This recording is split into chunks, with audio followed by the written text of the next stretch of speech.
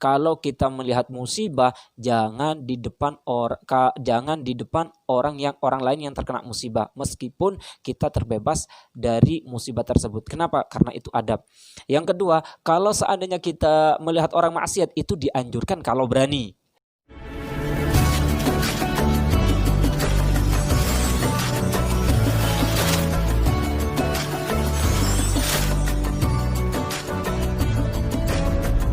Assalamualaikum warahmatullahi wabarakatuh. Bismillahirrahmanirrahim. Al-Fatihah ruhisdana wa habibina wa syafi'ina Rasulullah Muhammad bin Abdullah. Thumma ila ruhi abaihi wa ikhwanihi minal anbiya wal mursalin. Thumma ila ruhi kafati ashabi Rasulullah ajma'in wa ahli baiti wa azwajihi wa dzurriyyati ajma'in. Khususan sayyidina al-muhajir Allah bin Isa wa usulihi wa furu'ihi. ثم لا روح سوسون جعفر بن سخن السقاف على حبيب عبد القادر بن حسن السقاف وعلى حبيب أبو بكر محمد السقاف وأصولهم وفروعهم ثم لا روح سوسون سيد أحمد بن عمر الشاتري وأصوله وفروعه ثم إلى رسول عبد الرحمن وأنسمه وأصولهما وفروعهما ثم إلى والدنا ووالدكم وأمواتنا وأمواتكم وأموات المسلمين عامة وإلى حضرة نبي محمد صلى الله عليه وسلم. الفاتحة. أعوذ بالله من الشيطان الرجيم. بسم الله الرحمن الرحيم. الحمد لله رب العالمين الرحمن الرحيم مالك يوم الدين إياك نعبد وإياك نستعين اهدنا الصراط المستقيم صراط الذين أنعمت عليهم غير المغضوب عليهم ولا الضالين آمين. Bismillahirrahmanirrahim. Kemarin kita sudah membahas tentang sujud sahwi, yang mana sebab-sebab sujud sahwi kemarin disebutkan yaitu ada 4 perkara. Sekarang kita menginjak bab berikutnya yaitu tentang sujud tilawah, halaman 34 dalam kitab Yaqutun Nafis. Bismillahirrahmanirrahim. Sujud tilawah. Sujud tilawah 14 sajdatan tusannu dakhilas shalah wa kharijaha fi 14 mawdi'an minal Qur'an wa laysa minha shad bal sajdatuha sajdatu syukrin. Sujud tilawah itu ada 14. Tusannu dakhilas shalah wa kharijaha, yang mana sujud tilawah tersebut disunahkan baik di dalam salat maupun di luar salat. Fi 14 mawadi' di 14 mawdi'an minal Qur'an, yang ada di 14 tempat. Jadi ma'asyaril ikhwan rahimakumullah, sujud tilawah ini disunahkan di dalam sholat maupun di luar sholat, yang mana jumlahnya itu sebanyak 14. Kalau di Al-Quran itu biasanya seperti ada tanda seperti kubah masjid, disitulah sujud tilawah, yang mana jumlahnya itu ada 14. Di antaranya adalah surat Al-A'raf ayat 206. Kemudian surat Ar-Ra'd ayat 15. Kemudian surat An-Nahl ayat 49. Kemudian surat Al-Isra ayat 107. Kemudian surat Maryam ayat 58. Kemudian surat Al-Hajj ayat 18. Kemudian surat Al-Hajj juga ayat 77. Kemudian surat Al-Furqan ayat 60. Kemudian surat An-Naml ayat 25. Kemudian surat As-Sajdah ayat 15. Kemudian surat Al-Fussilat ayat 37. Kemudian surat An-Najm ayat 62 dan surat Al-Insyiqaq ayat 21. Terakhir surat Al-Alaq ayat 19. Jadi ma'asyarul ikhwan rahimakumullah, Sujud tilawah ini boleh dikerjakan di dalam sholat maupun di luar sholat. Jika di dalam sholat, misal contohnya ketika kita sudah membaca Fatihah, kemudian kebetulan setelah membaca surah Fatihah tersebut, membaca ayat yang ada di dalamnya sujud tilawah. Kemudian dia takbir Allahu Akbar, langsung sujud, kemudian berdiri lagi. Untuk sujud tilawah yang apabila dikerjakan di luar sholat, itu syarat-syaratnya sama seperti orang yang hendak sholat. Dalam artian harus mempunyai wudhu, harus menutup aurat, harus menghadap kiblat, pakaian, tempat dan semuanya harus suci, harus bersih dari suci hadas maupun harus suci dari hadas kecil maupun hadas besar. Hukumnya sama seperti sholat.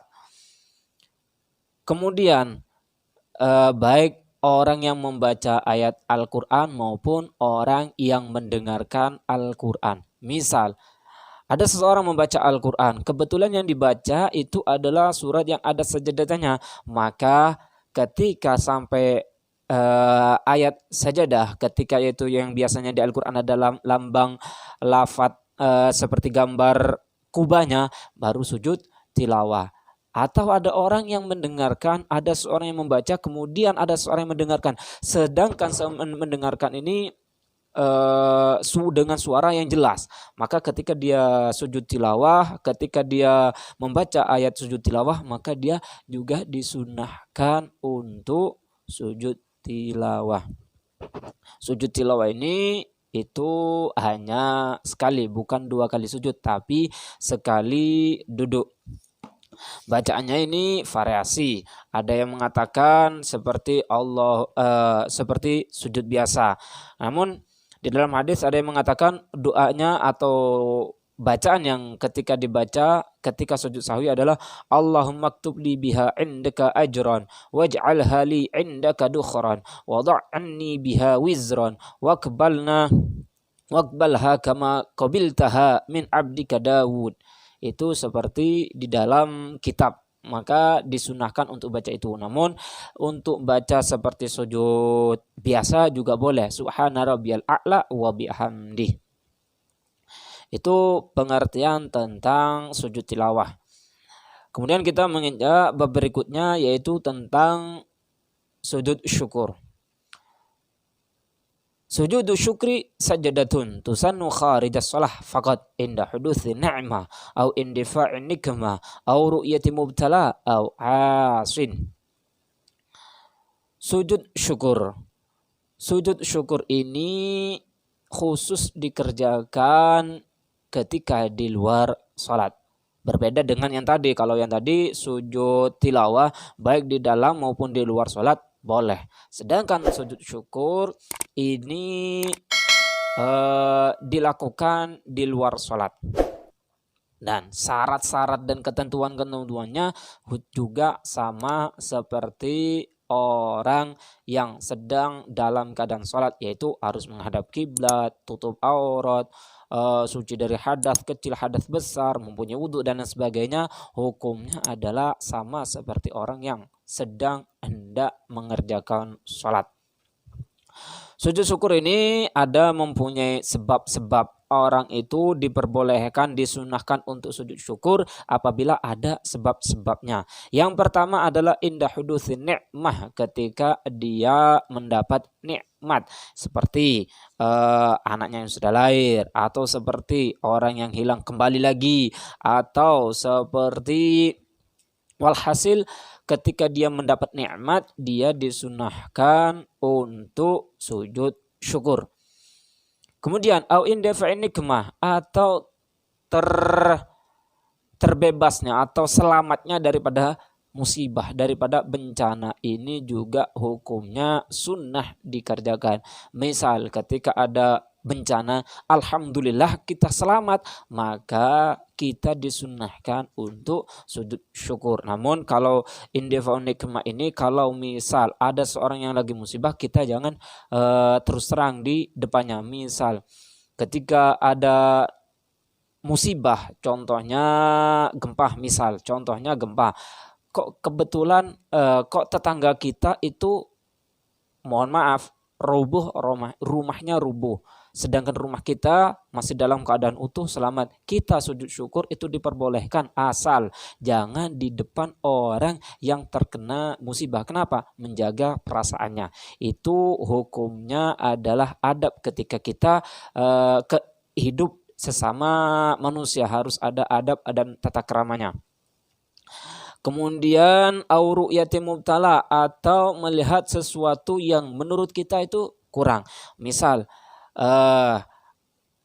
kalau ada seseorang, mohon maaf, ada seorang melihat seandainya kita melihat seseorang itu buta atau pincang atau walhasil anggota badannya ini kurang, maka kita juga disunahkan untuk sujud syukur. Kenapa? Karena kita mensyukuri nikmat yang Allah berikan kepada kita itu begitu sempurna.